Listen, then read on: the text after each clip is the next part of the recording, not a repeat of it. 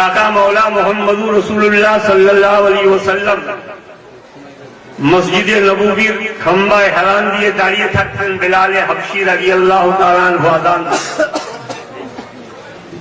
আপনি আমি আযান দেই তো কানে আঙুল দিয়ে আযান দেই, যতক্ষণ লা ইলাহা ইল্লাল্লাহ না বলেছি কানের আঙুল ছুটে না। কিন্তু সৈয়দনা বেলাল হাবশি রাদিয়াল্লাহু তাআলা আনহু যখন আশহাদু আন্না মুহাম্মাদার রাসূলুল্লাহর উপরে আসতেন তো কানের আঙুল ছেড়ে দিয়ে ইশারা করে দেখাতেন যে মুহাম্মদে আরবি সাল্লাল্লাহু আলাইহি ওয়াসাল্লামের আমি সাক্ষ্য দিতেছি। ওই রকম মসজিদে নববীর সুবহানাল্লাহ খাম্বায় হারা দিয়ে রয়েছে। 3 বছরে সৈয়দনা আবু বকর সিদ্দিক নবী মুহাম্মদে আরবি সাল্লাল্লাহু আলাইহি ওয়াসাল্লামের সুবহানাল্লাহ প্রাণাধিক তিনি চট করে কুররাতু আইন বেকা ইয়া রাসূলুল্লাহ বলে আঙ্গুঠা চুমে চোখে লাগান। সুবহানাল্লাহ। দ্বিতীয়বার যখন আশহাদু আন্না মুহাম্মাদার রাসূলুল্লাহ বললেন তো আল্লাহুম্মা মাক্কিনি বিসামি ওয়া বাসারি বিহাবিবিকা সাল্লাল্লাহু আলাইহি ওয়াসাল্লাম বলে মুখে চুমো দিয়ে চোখে রাখলেন। আজানের পরিশেষে নবী পাক জিজ্ঞাসা করছেন, আবু বকর তুমি কি করলে? নবী তো নিজের চোখে দেখলেন। নবীর জওয়ানের আড়েও যদি থাকতো তথাপি দেখতেন।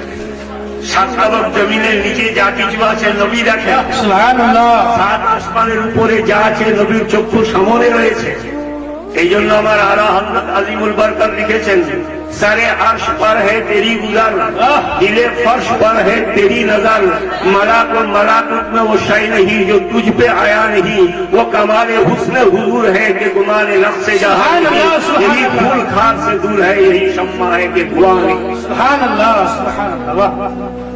नबी দেখার পরে শোনার পরে জিজ্ঞাসা করছেন যে তুমি কি করলে? জিজ্ঞাসার একটি উদ্দেশ্য যে 300 শতাব্দীর কোন অনুপযুক্ত মানুষ যাতে এর উপরে প্রতিবাদ না করতে পারে সেটা ডিক্লিয়ারেশনের জন্য নবী জিজ্ঞাসা করলেন। আবু বকর সিদ্দিক বললেন, ইয়া রাসূলুল্লাহ তোমার নাম শুনে আমি নিজের মনের মহব্বতের আবেগকে চাপা দিতে না পেরে আমি তার আবেগের উচ্ছ্বাসকে উচ্ছ্বসিত করে পড়েছি কুররাতু আইনি বেকা ইয়া রাসূলুল্লাহ, আমার চক্ষুর শীতলতা আপনারই দ্বারা হে আল্লাহ। সুবহানাল্লাহ। আল্লাহ নবী কি বললেন? আজকে যদি মুফতি সাহেবকে জিজ্ঞাসা করেন তো বলবে এটা বেদাত, এটা সুন্নাতের খেলাফে সুন্নাত। ঠিক নবী বলছেন, আবু বকর শুনো, যখন তুমি আমার মহব্বতে আমার নামের উপরে চুমো দিয়ে চোখে লাগিয়েছো তো শুনে নাও তোমার 1 বছর পূর্বের এবং 1 বছর পরের গুনাহ মাফ হয়ে গেছে। সুবহানাল্লাহ সুবহানাল্লাহ। আমরা জোশে সুবহানাল্লাহ বললেন, কিন্তু হিম্মত থাকলে প্রতিবাদ করতেন যে আবু বকর সিদ্দিকের 1 বছর পূর্বের পরে গুনাহ মাফ হলো, তারিখে আবু বকর সিদ্দিক গুনাহগার ছিলেন? এই প্রশ্ন না করে আপনারা সুবহানাল্লাহ বলেন। আমি বলি আপনারা বাংলা পড়েছেন, একটা বাংলা শব্দের যদি অর্থ করেন একে কি বলে? শব্দার্থ। ওর যদি ভাব প্রকাশ করেন তো কি বলবে? ভাবার্থ। এর যদি মর্ম প্রকাশ করেন তো কি বলবে? মর্মার্থ। এর যদি গূঢ়তায় তথ্যে চলে যান কি বলবে? গূঢ়ার্থ। আর এর যদি বিকল্প অর্থ করেন তো কি বলবে? একে বলে পদার্থ। একটা পচা বাংলার যদি এতগুলো অর্থ হয় তো আরবি ভাষার কত অর্থ হতে পারে?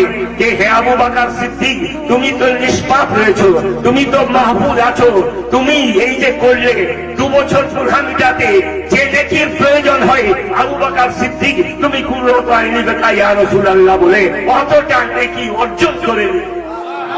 সুবহানাল্লাহ।